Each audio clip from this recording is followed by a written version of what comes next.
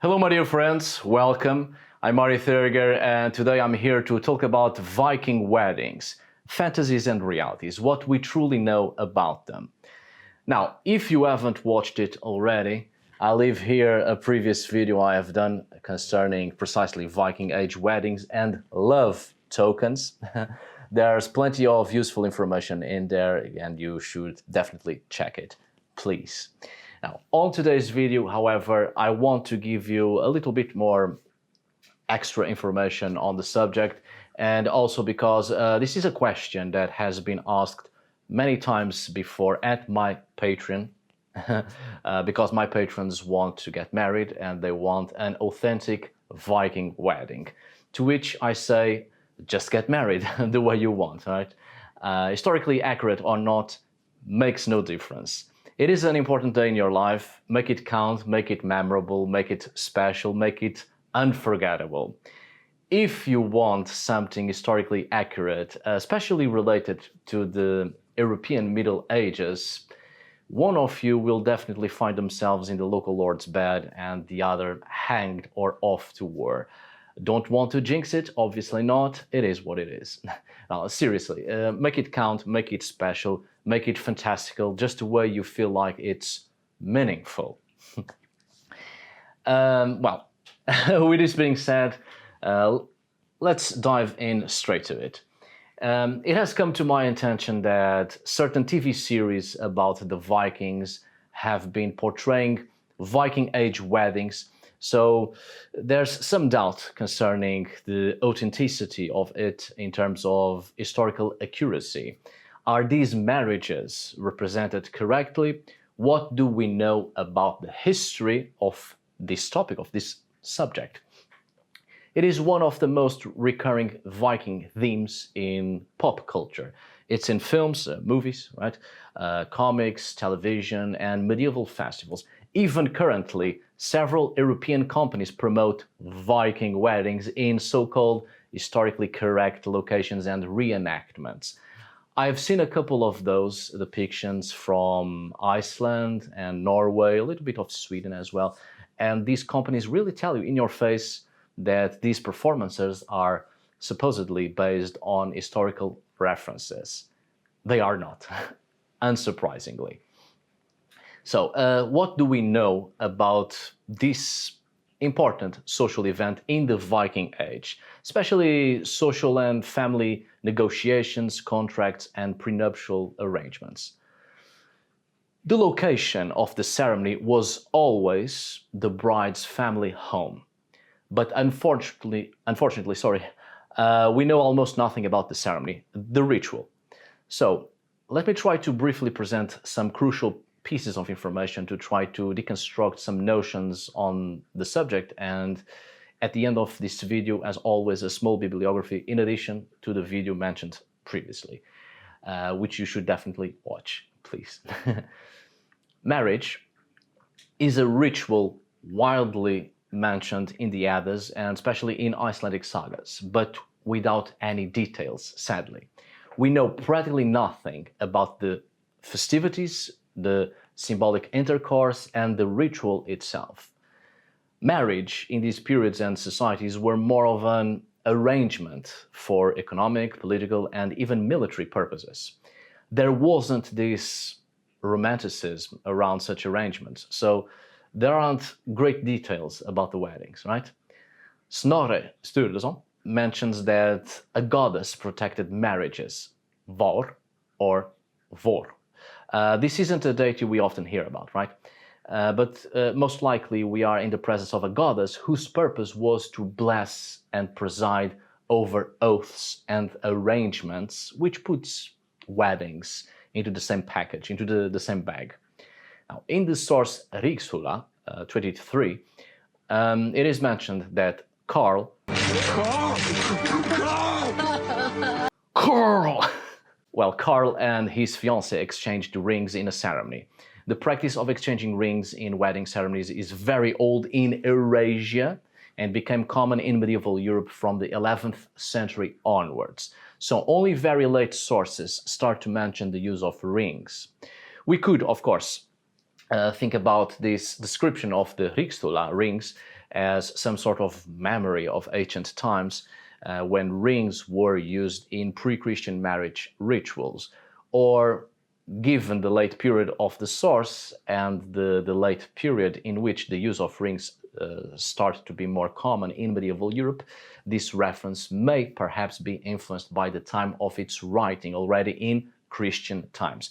Now, due to the fact that rings and bracelets, arm rings, have an extremely significant importance in ancient pre-Christian Scandinavian religion and society, also attested by a wealth of pre-Christian iconography produced between the 6th and the 10th centuries of the Common Era, we are led to support the first alternative, right?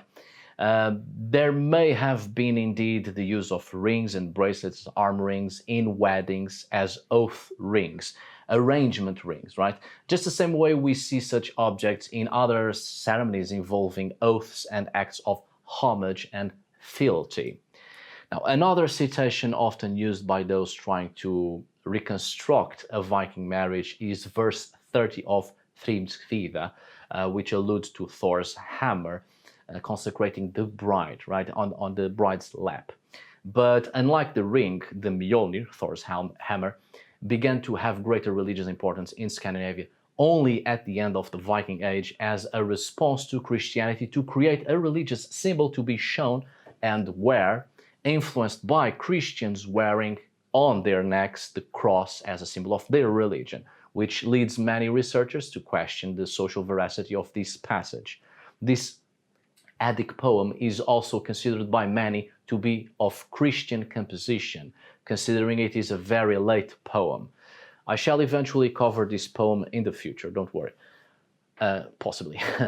Well, in other words, the hammer seen in the ceremony would be mythical and not historical, meaning it is for the purpose of the narrative and not to show a common ritualistic performance. Now, a passage from Tacitus' Germania, or Germania 18, is also widely used, in which the wife takes a weapon as a gift to her husband, a practice that would have supposedly existed in the ancient Germanic world. Tacitus' Germania, or Germania, is a source of as a source of historical accuracy, has to be taken with several grains of salt. I've already talked about this before, mostly as a response concerning the treatment of homosexuals by ancient Germanic peoples, which does not portray the historical reality as we know it, as Tacitus' work was a criticism towards Rome and Roman society and governance. But I have delved into this in more detail on that other video, right? However, concerning swords, it is important to also mention that in a famous 1960 article, the researcher Hilda Davidson stated that in the Viking Age, the wedding ceremony would have involved an exchange of swords between the bride and groom. To do this, she based herself on Tacitus and several descriptions from Icelandic sagas about the importance of the sword for family memory, not weddings, but for family memory. Certainly, this last point is actually attested in medieval sources, apart from the fact that several pre-Christian burials in Scandinavia, both male and female, contain swords and weapons, all sorts of weapons. But at no point did the researcher in question present any objective and concrete historical evidence that the wedding ritual involved an exchange of swords in the Viking Age. Even so, this idea soon took on public proportions, and this is why a lot of modern Viking weddings include the sword as a symbolism. Mind you that Hilda Davidson was an excellent researcher and a source I often also consult still, but there's a lot of things at this point that have been debunked due to the continuous research and on such subjects and archaeological findings as well. So it isn't likely that swords would be present in the wedding ritual. However, what this presents, on the other hand, is that when we find swords in Viking Age burials, we often jump to the conclusion that we are in the presence of a warrior. Based on what we know about the symbology of the sword as an important object representative of a family and family heritage, it's not likely that swords in burials represent warriors, but it was instead a symbol of the family, of heritage, of ancestry, an artifact that expresses family ties, possibly linked to that person's and family social status. Another conjecture would be that in the ceremony, the bride and groom would have their hands tied with ribbons, a common practice in areas with Celtic traditions, but again without any support in the ancient Scandinavian area. This is a common representation in several weddings due to the Celtomania phenomenon. The use of bridal crowns by the bride is also not verifiable in the Viking Age, despite some references in the late medieval period. With the revivalism of images of Greco-Roman polytheism by Renaissance artists, the use of garlands returned to full use in Europe after the 16th century, being included in various ceremonies, festivals, and rituals across the continent, both by the elite and by popular culture. Also, the use of mead in weddings among Old Norse people as a possible origin of the term honeymoon is fanciful. This word appears in the English language during the 16th century in the sense that the first month of a marriage would be the best, the sweetest. Nothing to do with Viking weddings and certainly nothing to do with mead and such. But without a doubt, the biggest anachronism of the so-called Viking weddings today is the use of white dresses by the brides. Generally speaking, this practice became popular only after Queen Victoria's marriage in 1840, with no color or dress standards existing in the Scandinavian area before then. Generally speaking, current representations of Viking marriage are idealizations of the present, anachronistically projected or idealized onto a medieval past. Now, if you are going to marry and you want an authentic, historically accurate ceremony, that's a lot of words, of some medieval period and culture, think about it. Do you want to marry because it is a highly significant love, or you want to flex it to the haters and so you are more inclined to see it as a product that symbolizes a personal idealization that you think it reflects self-aggrandizement? Why do people have to complicate things? Cut with that shite and just get married the way you want to. I think it matters little what we know about ancient wedding rituals and ceremonies. Make this day a special day. Go with all the fantasies you have always dreamed of and that are meaningful for all of those involved. Throw in some fucking dragons even. Get married in the woods and everyone dressed as fae folk, as fairies. It would be cool. Get in a bus, which is just a giant mushroom, and go spot some elves and consummate the marriage under the full moon, surrounded by the watchful eyes of perfect owls or wherever. Be happy. My dear friends, thank you so much for watching. I hope this video was useful. Much love, luck, and success to all of you. Many blessings to you. May you find true love and happiness.